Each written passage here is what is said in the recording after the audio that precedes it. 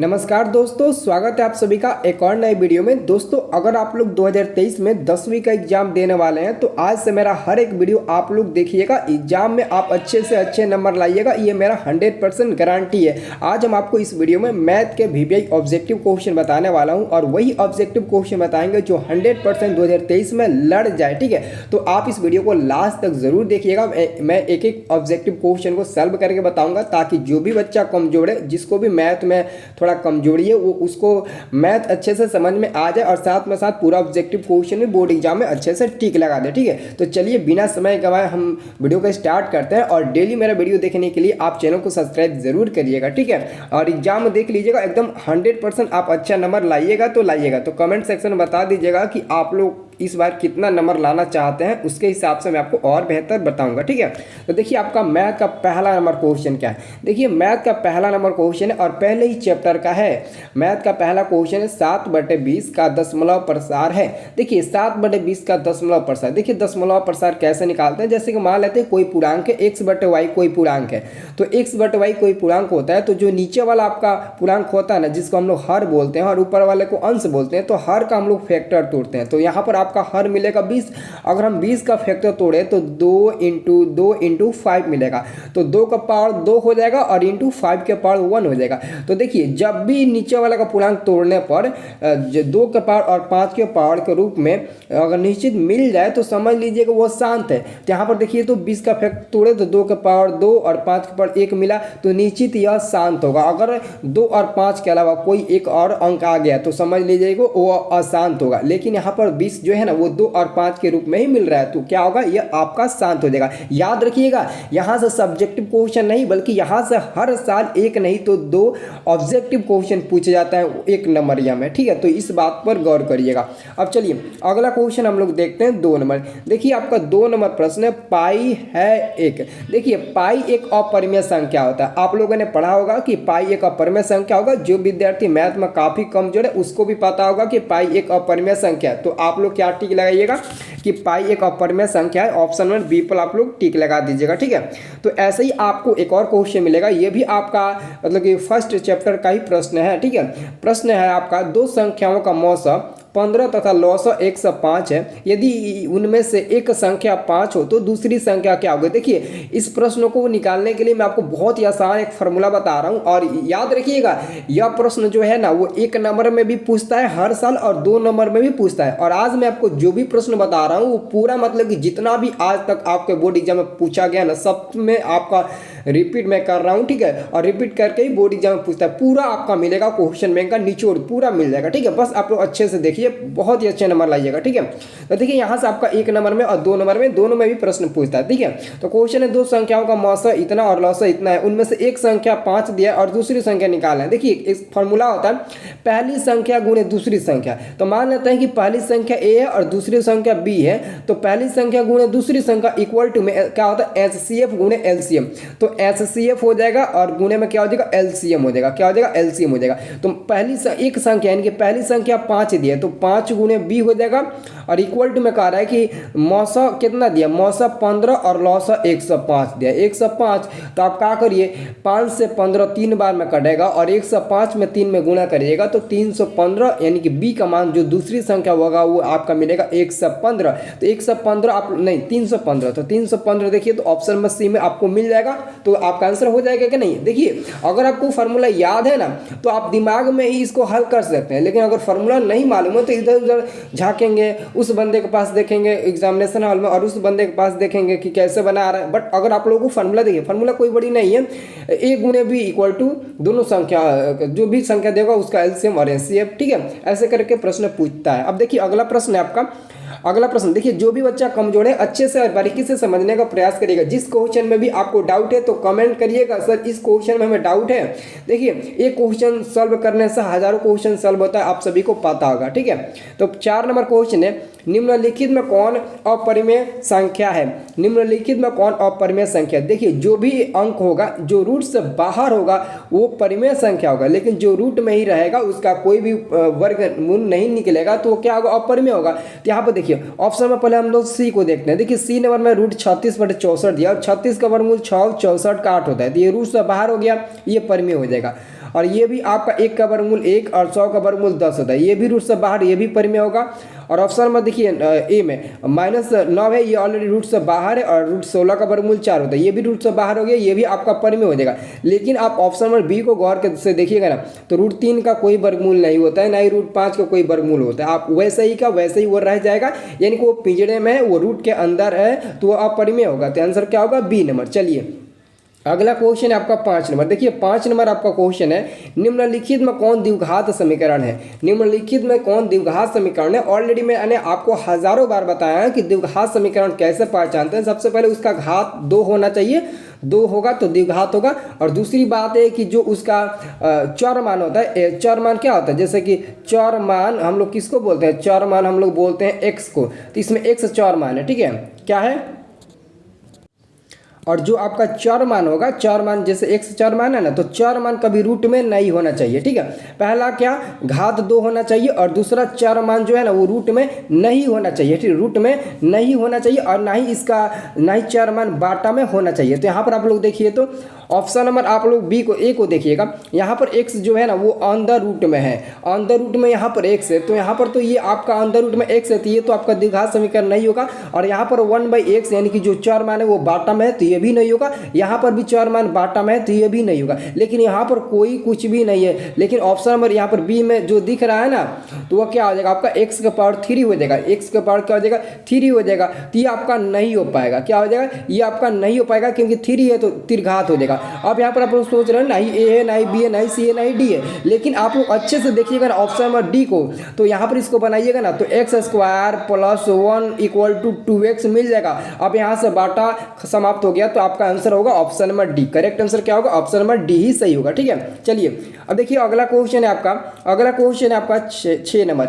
6 number आपका question है 188/220 का सरलतम रूप है। 188/220 का सरलतम रूप है। देखिए सरलतम रूप का मतलब है इसको सबसे छोटे छोटे भागों में बांट दीजिए, यानी कि सबसे छोटे से इसको कटाइए और जितना भी कटे उतना कटाइए। तो मैं पहले 188 को और 220 को हम लोग 2 से इसको कट कर देते हैं। नहीं, 11 से कट करेंगे तो होगा? नहीं हो पाएगा ना। 2 से कट करेंगे तो 9 बचेगा, और इधर 4 बचेगा, इधर 110 बचेगा। फिर इधर 2 से कट करेंगे तो कितना बचेगा? 4 और 7 47 बचेगा, और इधर क्या बचेगा? आपका 55 बचेगा, यानी कि 47/55 आपको ऑप्शन नंबर डी में देखने को मिल ही जाएगा। जो भी विद्यार्थी पहली बार हमारे साथ क्लास कर रहे होंगे उनको पता नहीं होगा कि सर का ग्रुप भी चलता है, तो हमारे डिस्क्रिप्शन बॉक्स में व्हाट्सएप ग्रुप का लिंक है, आप हमारे व्हाट्सएप ग्रुप में जुड़ जाइएगा, ठीक है। अब देखिए अगला क्वेश्चन है 7 नंबर। 7 नंबर प्रश्न का आता है कि किसी द्विघात बहुपद के शून्यों की अधिकतम संख्या होती है। देखिए किसी द्विघात का मतलब होगा कि उसकी शून्यक जो होगा वो 2 ही होगा, 2 से अधिक नहीं हो सकता है, नहीं 2 से कम होगा। तो द्विघात बहुपद के शून्यों की अधिकतम संख्या 2 होती है। ऑप्शन नंबर सी आपका करेक्ट आंसर होगा। अब चलिए अगला क्वेश्चन है आपका 8 नंबर। 8 नंबर प्रश्न का आता है कि किसी पूर्णांक p के लिए विषम संख्या का रूप है। किसी पूर्णांक p के लिए विषम संख्या का रूप है। आप p के जगह पर a b c d में सब में आप p के जगह पर 0 1 2 3 4 ऐसे रखने का प्रयास करिए, और देखिए कि लगातार अंक विषम मिल रहा है कि नहीं मिल रहा है। तो हमको जहाँ तक लगता है ना, अगर हम ऑप्शन में जो आपको मिल रहा है ना ए नंबर में, अगर हम ए नंबर में जो है ना पी का जगह पर हम लोग 0 रखें ना, तो पहले 1 मिलेगा, फिर 3 मिलेगा, फिर 5 मिलेगा, फिर 7 मिलेगा, ऐसे करते करते सब विषम के रूप में मिलेगा, यानी कि आपका आंसर होगा तो ऑप्शन नंबर ए मिलेगा।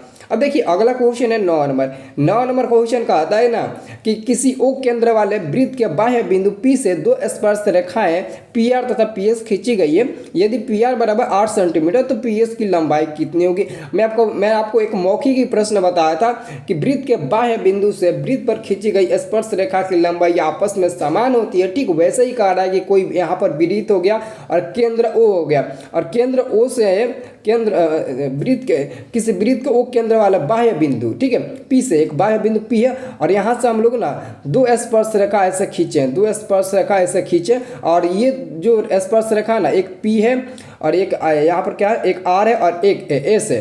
तो PR बराबर दिया है 8 सेंटीमीटर और PS का मान पूछ रहा है। तो जब ये दोनों आपस में बराबर होती है तो ये 8 होगा, तो इसको भी तो 8 ही होना चाहिए ना, क्योंकि दोनों आपस में बराबर होती है।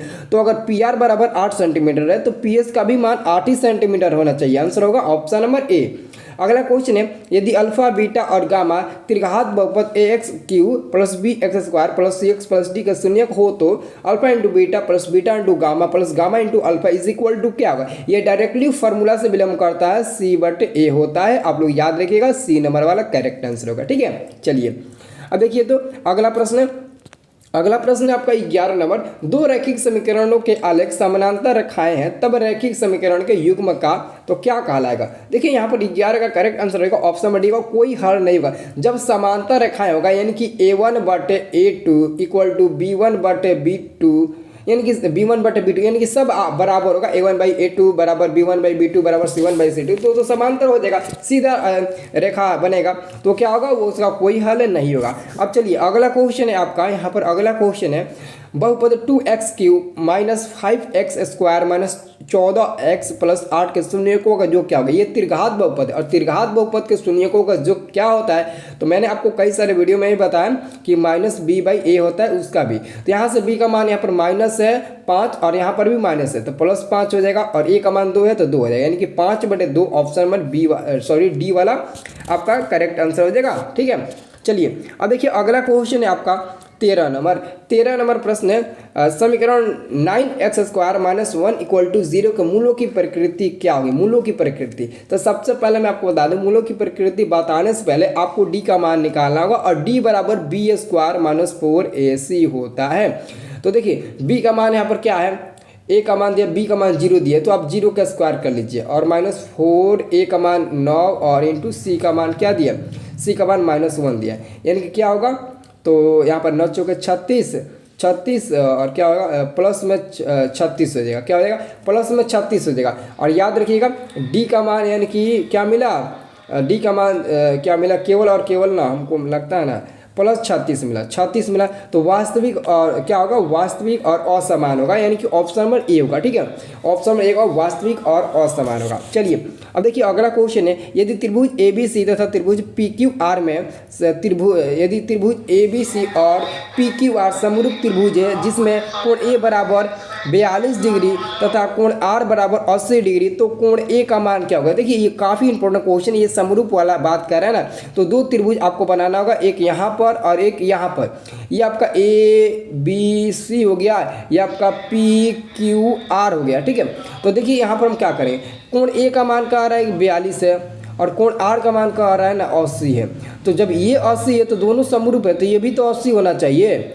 और त्रिभुज के तीनों कोणों का जब 180 होता है तो आप आराम से 180 में से ये दोनों जोड़कर घटाइएगा तो ये आपका मान मिल जाएगा। तो कह रहा है कि कोण A का मान क्या होगा, तो कोण A ऑलरेडी दिया तो कोण A का ही मान पूछ रहे हैं। ठीक है, इसमें थोड़ा डाउट लग रहा है ना, कोण B का मान पूछना चाहिए। ठीक है, कोण A दिया कोण A का ही मान पूछ रहे हैं, ऐसा नहीं होना चाहिए, अलग ही पूछना चाहिए। ठीक है, तो देखिए इसका आंसर मिलेगा 14 का ऑप्शन में C मिलेगा, 58 डिग्री मिलेगा। ठीक है, चलिए अगला क्वेश्चन देखिए आपका, अगला क्वेश्चन आपका 15 नंबर प्रश्न है, बहुपद x² - 5 के शून्यक है। तो देखिए इसका शून्य कैसे निकालेंगे, सबसे पहले हम क्या करेंगे, x² - 5 है तो बराबर को उधर भेजेंगे तो 5 हो जाएगा। अगर यहाँ से स्क्वायर हटाएंगे तो x बराबर ना प्लस माइनस रूट में 5 हो जाएगा, यानी कि एक प्लस में √5 मिलेगा और एक माइनस में √5 मिलेगा, यानी कि ऑप्शन नंबर आपका C नंबर वाला करेक्ट आंसर होगा। क्या होगा, C नंबर वाला करेक्ट आंसर होगा। अगला क्वेश्चन आपका 16 नंबर प्रश्न है, निम्नलिखित में कौन समांतर श्रेणी में है। देखिए समांतर श्रेणी में ना ही ऑप्शन नंबर ए है, ना ही बी है, ना ही आपका सी है। आपका समांतर श्रेणी में है तो ऑप्शन नंबर डी है, क्योंकि अगर -4 में से 0 घटाएंगे तभी -4 मिलेगा, -8 में से -4 घटाएंगे ना, -4 घटाएंगे तभी आपका -4 ही मिलेगा, यानी कि बार बार कितना भी आप क्यों ना घटाएं आपका आंसर मिलेगा -4 ही। इसलिए इसका आंसर होगा ऑप्शन नंबर डी। ठीक है, चलिए अगला क्वेश्चन है आपका 17 नंबर प्रश्न है, समीकरण निकाय 3x + ky = 0 तथा 2x + 5y = 20 के अद्वितीय हल होने के लिए k का मान क्या होगा। तो सबसे पहले 3/2 और इक्वल टू में क्या रखेंगे, k/5, क्या रखेंगे k/5। आप लोग इतना समझिए। ठीक है, तो यहाँ पर 17 का आंसर क्या होगा, 17 का आपका आंसर होना चाहिए ये अद्वितीय हल होगा तो डज नॉट इक्वल टू ना होगा। तो देखिए आप तिरछा तिरछी गुणा करिएगा तो 15 डज नॉट इक्वल टू के होगा, क्या होगा, यानी कि आपका 15/2 ना होगा, 15/2 होगा, यानी कि यहाँ 2 ना होगा तो 15/2 होगा, ठीक है। यानी कि k does not equal to 15/2, ठीक है। आंसर होगा option number A, k does not equal to 15/2, ठीक है। चलिए अगला क्वेश्चन आपका 18 नंबर प्रश्न है आपका, बिंदु -12, किस पाद में है? बिंदु -12, किस पाद में है? तो देखिए मैंने आपको चतुर्थांश पहचानने का ट्रिक बताया था। ऐसे मैंने बताया था, ये पहला घर हो गया, ये दूसरा घर हो गया, ये आपका तीसरा घर हो गया, ये आपका चौथा घर हो गया, ठीक है। तो पहले घर में प्लस प्लस, दूसरे के घर में माइनस प्लस, तीसरे में माइनस माइनस, चौथे में प्लस माइनस। और ऐसे मैंने बोला था कि आप लोग याद कर लीजिएगा। तो माइनस माइनस यहाँ पर भी है, 12 में भी माइनस है, फिर 12 में भी माइनस है, माइनस माइनस है तो तृतीय घर में जाएगा, यानी कि तीसरा पाद में जाएगा। आंसर होगा सी नंबर। अगला क्वेश्चन है आपका, किसी समांतर श्रेणी के लिए निम्नलिखित में कौन सूत्र सही है? समांतर श्रेणी के लिए सूत्र है आपका option number A correct answer होगा, ठीक है। ऑप्शन ए वाला होगा n/2 2a + n-1 × d। क्या होगा? ये आपका nवां पद का योगफल का सूत्र होता है, इसलिए 19 का करेक्ट आंसर होगा ऑप्शन नंबर ए, ठीक है। चलिए 20 नंबर क्वेश्चन का आता है, 20 नंबर प्रश्न का आता है ना, द्विघात समीकरण bx² + ax + c = 0 का विभेदकर होगा। देखिए विभेदकर का मान हम लोग ना, देखिए ax² + bx + c जब होता है ना, तब हम लोग इसका मान रखते हैं d = b² - 4ac। लेकिन यहाँ पर तो अदला बदली कर दिया है, a की जगह पर b की जगह पर a रख दिया है, तो b का मान क्या रखेंगे? a। तो a² - 4, a का मान है b और c का मान है c, यानी कि a² - 4bc। ऑप्शन में देख लीजिएगा, a² - 4bc, ठीक है। a² - 4bc कहीं दिख रहा है, a² - 4bc, ठीक है। b² - 4ac। देखिए यहाँ पर a² - 4bc नहीं दिख रहा है, क्योंकि अगर आप a का मान निकालिएगा तो b मिलेगा, b का मान निकालिएगा तो a मिलेगा, और c का मान निकालिएगा c मिलेगा। और फार्मूला होता है d = b² - 4ac। तो b का मान a है तो a² और -4, और a का मान है b तो b हो जाएगा, और c का मान c है, यानी कि a² - 4bc। तो a² - 4bc, देखिए ये तो आपका गलती हो जाएगा, लेकिन यहीं पर देना चाहिए। देखिए दोनों में सेम सेम दिया, नहीं सेम नहीं, अलग अलग दिया। तो देखिए कोई ना कोई होना चाहिए जो ऑप्शन में नहीं दिया, तो शायद हमको लगता है कि इसका ऑप्शन में ना थोड़ा मिसप्रिंट कर दिया। चलिए कोई बात नहीं, हम लोग देखेंगे, जो होगा वही हम लोग टिक लगाएंगे।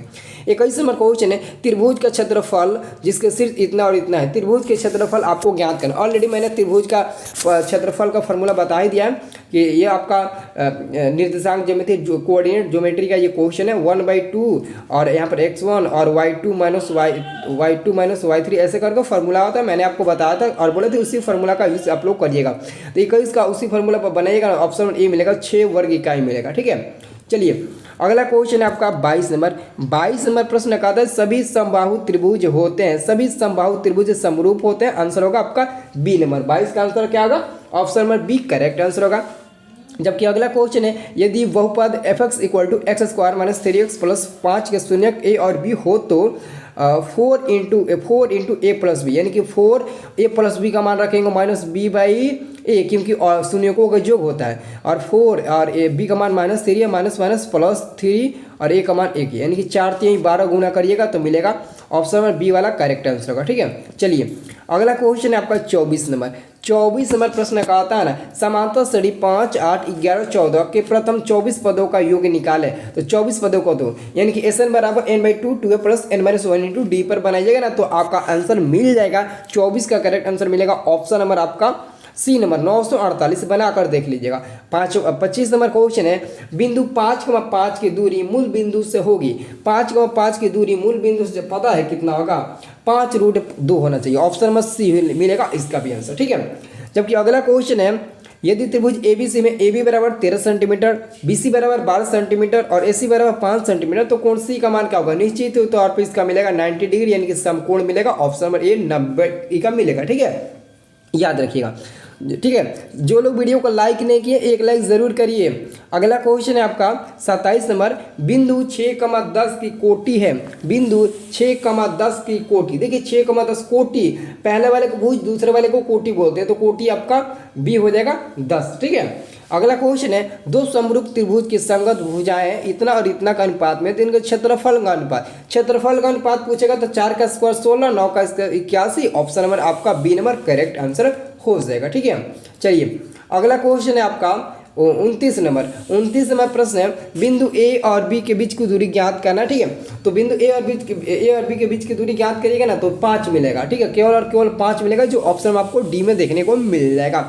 अगला क्वेश्चन है, त्रिभुज ABC में डी समांतर BC तथा AD बटे DB बराबर 3/4, यदि AC बराबर 15 सेंटीमीटर तो AE का सन्निकट मान होगा। AE यानी कि नजदीक वाला मान कौन होगा? तो 30 का करेक्ट आंसर होगा ऑप्शन नंबर, यहाँ पर देख सकते हैं ऑप्शन नंबर ए में दिया है 6.43 सेंटीमीटर। ठीक है, चलिए अगला क्वेश्चन 31 नंबर आपका प्रश्न है, समांतर सदी 4, 9, 14, 19 का कौन सा पद 109 है? तो सबसे पहले एन बराबर 109 दे दिया है। ठीक है, ए का मान निकालिएगा 4 और डी का मान भी निकालिएगा ना तो 5 मिलेगा। ठीक है, और आपको एन का मान निकालना है, तो सबको पता है एन बराबर क्या होता है, A plus N minus 1 into D होता है। इस पर रख कर बनाइए, जितना निकलेगा उतना आप कमेंट सेक्शन में बताइएगा कि कितना इसका मान निकल रहा है। ठीक है, अब देखिए अगला क्वेश्चन आपका 32 नंबर प्रश्न कहता है ना, यदि tan थीटा बराबर 12/5 हो तो sin थीटा का मान होगा।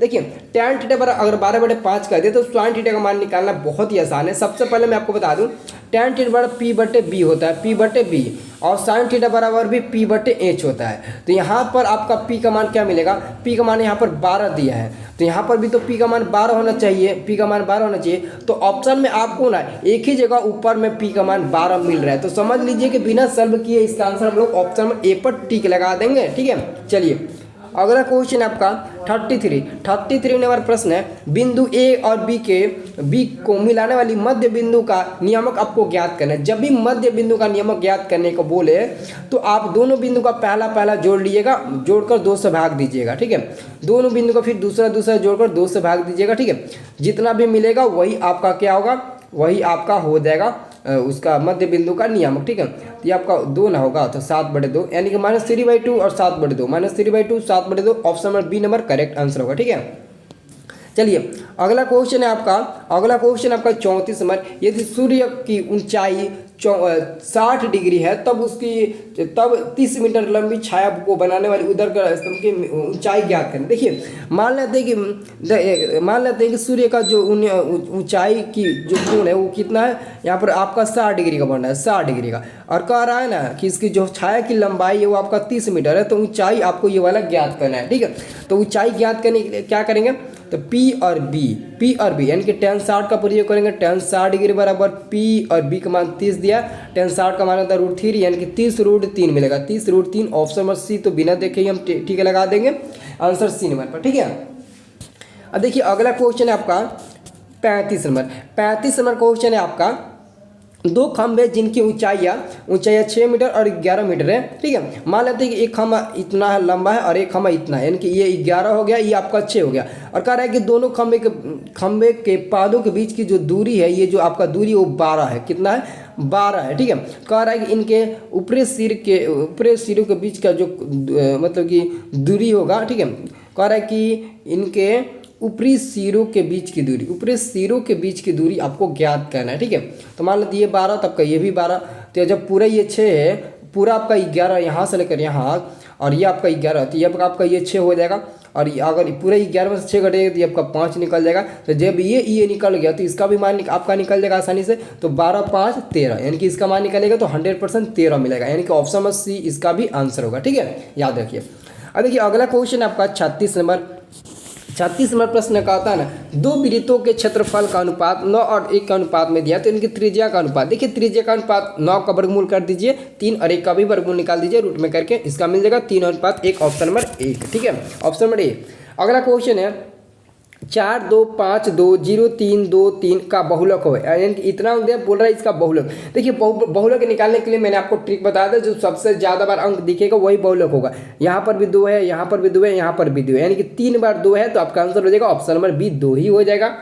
अब देखिए अगला क्वेश्चन है, यदि एक घनाभ की लंबाई, चौड़ाई और ऊंचाई 12 सेंटीमीटर, 15 सेंटीमीटर और 4.5 सेंटीमीटर, तो इसका आयतन क्या होगा? देखिए तो आप क्या करिए ना, आयतन निकालेंगे सबको एक ही में गुणा कर दीजिएगा ना। अब देखिए अब क्या गुणा करने का, 15 × 12 × 4.5, यानी कि इसको हम 45/10 कर देते हैं तो अच्छा रहता। ये 3 बार में 5 × 15, ये 5 × 10, यह कटेगा आपका 6 बार में, तो 6 × 3 = 18, कितना 6 बार में कटेगा, तो क्या बचेगा आपका 6 × 3 = 18, 18 में आप 45 में गुना करिएगा, देखिएगा कितना मिल रहा है। ठीक है, एक बार गुना करके देख लीजिएगा, जितना मिलेगा ना वही आपका करेक्ट आंसर मिलेगा। ठीक है, तो देखिए 38 का 38 नंबर ना है, आंसर मिलेगा बी नंबर 810 सेमी क्यू। अगला क्वेश्चन है, कोण थीटा वाले त्रिज्या खंड का क्षेत्रफल होगा थीटा बटे 360 degree pi r square. Theta बटे 360 पाई आर स्क्वायर कहीं दिया है, ये कटाइएगा ना तब का मिलेगा 3 बार में, ये 6 बार में और ये 0, यानी कि थीटा बटे 360 पाई आर स्क्वायर ऑप्शन नंबर यही होगा। ठीक है, भले ही 720 क्यों ना दिया, और 2 से कटेगा तो मिल जाएगा। अगला क्वेश्चन है आपका, अगला क्वेश्चन देखिए, अगला क्वेश्चन है 1 माइनस साइन ए इंटू 1 माइनस साइन ए, तो क्या होगा आपका, देखिए यहाँ पर गलत दिया ना, यहाँ पर क्या होना चाहिए ना 1 माइनस साइन ए और इंटू 1 प्लस साइन ए होना चाहिए। तो अगर यहाँ पर प्लस होगा तब इसका मान मिलेगा, क्या मिलेगा इसका मान, कॉस स्क्वायर ए मिलेगा, ऑप्शन नंबर बी मिलेगा कॉस स्क्वायर ए। अगर लेकिन अगर दोनों में 1 माइनस साइन ए इंटू 1 माइनस साइन ए होगा तो इसका ऑप्शन यहाँ पर दिया ही नहीं है, बल्कि इसका आंसर हो जाएगा 1 माइनस साइन ए का दी होल स्क्वायर हो जाएगा। लेकिन अगर एक में प्लस और एक में माइनस दिया होगा तो ऑप्शन नंबर बी वाला होगा कॉस स्क्वायर है। ठीक है, अब देखिए 41 नंबर आपका क्वेश्चन है, वर्ग अंतराल 110 और 130 का वर्ग चिन्ह है। 110 और 130 का वर्ग चिन्ह क्या होता है, 41 नंबर है, और 41 का आप लोग आंसर आसानी से बता सकते हैं 120 होगा, उसका 10 का वर्ग अंतराल होगा। अब देखिए 42 नंबर का आंसर तो बिना सोचे समझे सब कोई ऑप्शन नंबर ए पर टिक लगाएगा, एक यहाँ पर दिया है। ठीक है, जबकि 43 नंबर आपका क्वेश्चन है, एक पासा फेंकने पर एक सम संख्या आने की प्रायिकता है। देखिए एक पास में 6 अंक होता है, तो टोटल परिणाम 6 को बांटा कर देंगे, और कह रहा है कि एक सम संख्या आने की, एक सम संख्या का नाम नहीं धरा है कि कौन सम संख्या, बल्कि वहाँ पर 3 सम आएगा, 3 विषम आएगा, तो 3 सम संख्या कर दीजिए, 3/6 कटेगा तो 1/2 मिलेगा, तो 1/2 आपका option number B correct answer होगा, होगा कि नहीं। चलिए 43 का आंसर क्या होगा, ऑप्शन नंबर बी। अब देखिए अगला क्वेश्चन आपका 44 नंबर, 44 नंबर क्वेश्चन है, 5 सेक स्क्वायर ए माइनस 5 tan स्क्वायर ए, तो 5 कॉमन लीजिएगा तो सेक स्क्वायर ए बचेगा माइनस tan स्क्वायर ए बचेगा, माइनस tan स्क्वायर ए बचेगा, तो आप क्या करिए, इसका तो मान होता है 1 और ये क्या होगा 5 गुणे 1 यानी कि 5, ऑप्शन नंबर ए मिलेगा। ठीक है, अब देखिए अगला क्वेश्चन आपका 46 नंबर, 46 नंबर क्वेश्चन, एक निश्चित घटना की प्रायिकता होती है। देखिए एक निश्चित घटना की प्रायिकता 1 होती है, किसी भी निश्चित घटना की प्रायिकता यानी कि संभव घटना की प्रायिकता 1 होती है। जबकि अगला क्वेश्चन है 47 नंबर, निम्नलिखित में कौन cos 30 डिग्री के बराबर। देखिए cos 30 का मान होता है √3/2, क्या होता है √3/2, cos 30 का मान क्या होता है √3/2 होता है, तो यहाँ पर sin 60 का भी मान √3/2 होता है, तो यानी कि cos 30 डिग्री और sin 60 डिग्री दोनों आपस में बराबर होगा, आंसर होगा बी नंबर। अब देखिए अगला क्वेश्चन आपका 48 नंबर, निम्नलिखित में कौन केंद्रीय प्रवृत्ति का माप नहीं है। केंद्रीय प्रवृत्ति का माप नहीं है तो वो है आपका मानक विचलन, ऑप्शन नंबर सी।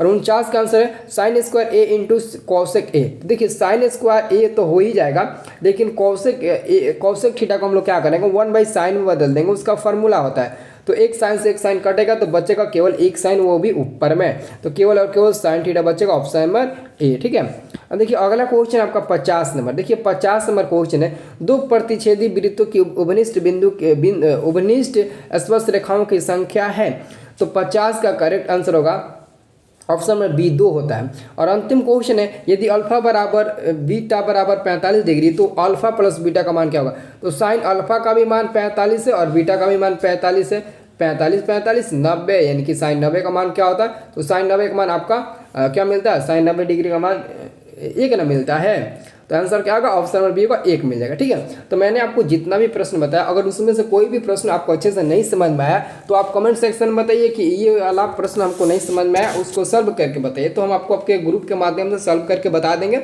अगर ग्रुप नहीं ज्वाइन किए हैं तो डिस्क्रिप्शन बॉक्स में व्हाट्सएप ग्रुप का लिंक है, व्हाट्सएप ग्रुप पर क्लिक करके जाकर आप लोग व्हाट्सएप ग्रुप में जुड़ जाइए, व्हाट्सएप ग्रुप में जुड़िएगा तो आपको हर चीज़ मिलेगा वहाँ पर। ठीक है, तो जाइए डिस्क्रिप्शन बॉक्स में देखिए व्हाट्सएप ग्रुप है, और हाँ डेली अगर वीडियो देखना चाहते हैं तो हमारे चैनल को सब्सक्राइब जरूर कर लीजिएगा। ठीक है।